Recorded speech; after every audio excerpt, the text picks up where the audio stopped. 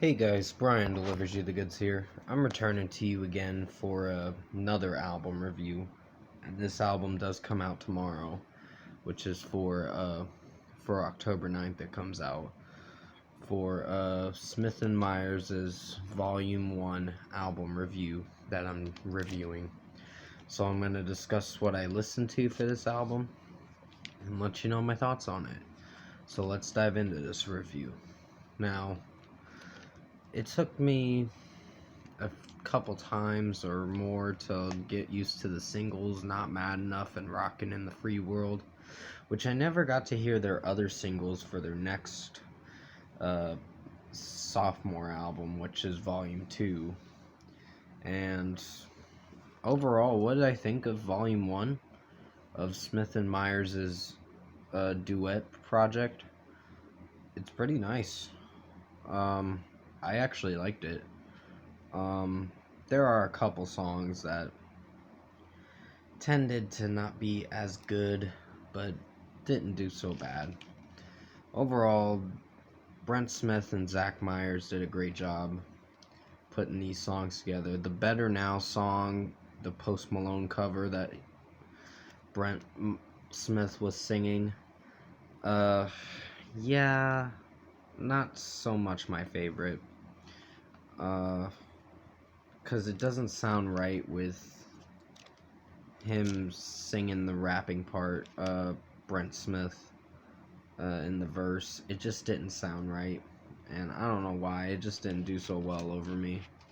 But Not Mad Enough was a song about the George Floyd killing, and it's really sad what happened to him almost 4 months ago, which is really awful. Well, at least 4 months ago now, because it's really fucked up what happened to him. Rockin' in the Free World was a Neil Young cover that someone reminded me to say in my review, because I didn't know if it was an original song or a cover. Better Now was a cover as well. Unchained Melody, I think, is another cover from Something Brothers or whatever. You'll have to remind me who originally sung it in the comments section below, because I know I saw a Cryptic Rock thing saying that they reviewed their Volume 1 and 2, and I'm surprised they reviewed Volume 2, because Volume 2 isn't even out yet. This one does come out tomorrow, or at least by midnight. But I think you guys are going to like it. I think it's a pretty good project that Brent Smith and Zach Myers did from Shinedown. They pieced together only 10 tracks on this album. It is pretty short. It's like 34 minutes. But it is pretty good. I personally liked it. Coast to Coast is a pretty good one. Valerie, a little cringy to listen to with Brent Smith's voice and how he's singing it, but overall it didn't do so bad. The Weight of It All was really good. I really liked that one. I definitely see myself returning to this. And the last album I reviewed, the Linkin Park Hybrid Theory 20th Anniversary Edition album review that I did, I hope you guys did enjoy it. It probably wasn't my best review. I was mostly frustrated and tired making that review because I had been listening to it for like 4 fucking hours and it was long. It was good, but it was long. It was just really long. It's longer than the newest Chris Brown albums, is what I should say. But yeah, Never Tear Us Apart's another song that I don't know how I feel about it. I like the acoustic guitar in Panic and how Brent Smith is singing it. It's really, really interesting. But Better Now is probably the weaker song in my opinion off this album. Rockin' in the Free World and Not Mad Enough have grown on me a lot more because I've heard them multiple times now. I didn't get to hear Bad at Love and Bad Guy yet, the Billie Eilish cover that Brent Smith and Myers did together. I don't know how that's gonna sound. I'm kind of worried about that cover because I'm like, I think Billie Eilish will probably have the better version than you guys. But that's just my opinion. Well, not the better version, but she's the original artist that came up with the song Bad Guy. But I gotta listen to it myself and see what I think of it. Since You Were Mine and Unchained Melody were really good songs to close the album. And yeah, overall, I think Smith and Myers' Volume 1 is a pretty good album. I personally love it. I see it being on my best albums of 2020 for sure. And I will be reviewing Volume 2 in a couple weeks as well. Probably on the 22nd or 23rd. It's whenever I come around to it, which it's only 2 weeks away, which I'm really surprised that it's only 2 weeks away.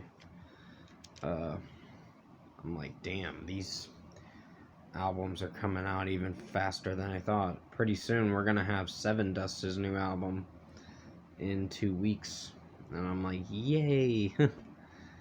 Mostly I'm more excited to hear how Blue October's new album, This Is What I Live For, turns out. But for a rating for Smith and Myers Volume 1 out of 10, I'm gonna give this album an 8.5 out of 10. This was a pretty good album. I personally liked it. I see myself returning to this a lot. Maybe even singing along to it, just for the hell with it. But yeah, I didn't get to talk about Panic as much, but I did like the melody in Panic. It was really awesome. I don't know if it was an original song or not. I know Never Tear Us Apart was a cover song, but it didn't do so bad. I gave it a 4.5 out of 5. It kind of does bring the rating down when I give it that rating, but still, it's not a bad song. But definitely comment below. Let me know what you guys thought of the Smith and Myers album, Volume 1, if you've heard it. And if you like this album review, comment below and let me know your thoughts on it. Tap a like on this video if you liked it. Subscribe to my channel if you can to support the channel. I will be returning to you for Blue Oyster Cult's The Symbol Remains album review. It's probably going to be tomorrow. And in a little bit I'll return to you for the Halloween Extravaganza movie review. I gotta watch the movie and make sure it works, because I have the DVD for it, but apparently it's got some scratches, and I'm like, ah, shit. I'm like, hopefully it works. But who knows? I'll find out myself when I play the movie, see how it works. But I hope you did enjoy this album review I did for Smith and Myers' Volume 1 album review. And I hope you liked the album too. Just let me know your thoughts on it in the comment section below, what your favorite song is. Mine is Panic, for sure. That's my favorite song, and The Weight of It All as well. Those were pretty good songs. But I gotta say, my number one pick for a favorite song off this album would have to be The Weight of It All. Panic is probably my second favorite. But yeah, I hope you did enjoy this album review that I did for Brent Smith and Zach Myers' project, Volume 1. If you liked it, this review or whatever, definitely stay safe, take care, and I'll see you in a little while in my next video.